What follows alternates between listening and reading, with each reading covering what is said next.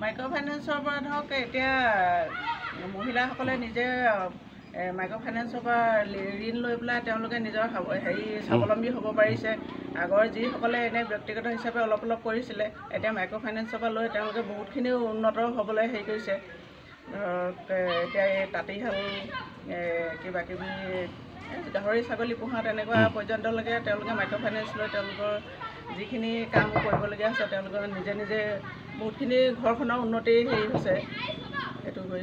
আৰু এইটো এতিয়া প্ৰত্যেকে যদি তেনেকৈ সুবিধা ল'ব বিচাৰে তেওঁলোকৰ ঘৰখনৰ উন্নতি হ'ব কৰি। এনে বেংকৰ লেনদেনবিলাক কেনেকুৱা? লেনদেনবিলাক প্ৰায় ভাল, মানে কোনো নাই ইয়াত যে কাৰোবাৰ থাকি গৈছে। মহিলাসকলে বা হ'লেও যিমানখিনি লোন লয়, বিশেষকৈ মহিলাসকলৰ ক্ষেত্ৰত তেওঁলোকে মানে যিমানটো ৰেটত ঘূৰাই দিব লাগে তেওঁলোকে প্ৰতি মাহতে ঘূৰাই দিয়ে। আজি যিটো বিত্তীয় প্ৰতিষ্ঠান মাইক্ৰ' ফাইনেন্সৰ শুভ উন্মোচন হৈছে, এইটো কোন কাৰ?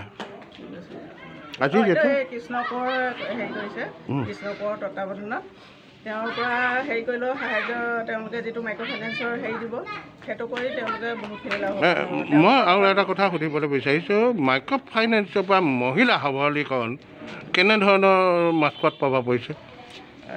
মাইক্ৰ' ফাইনেন্সৰ পৰা প্ৰায় মহিলাই লৈ আছে, কিন্তু ধৰক ইভাগে বেংক প্ৰতিষ্ঠানবিলাকৰ পৰাও লৈছে। আৰু এতিয়া মাইক্ৰ' ফাইনেন্স এতিয়া কৃষ্ণ কোঁৱৰে যিটো মাইক্ৰ' ফাইনেন্স মানে কৰিছে মিত্ৰচেৱা তাৰ পৰা তেওঁলোকে সহায় সহযোগ কৰিব পাৰিব।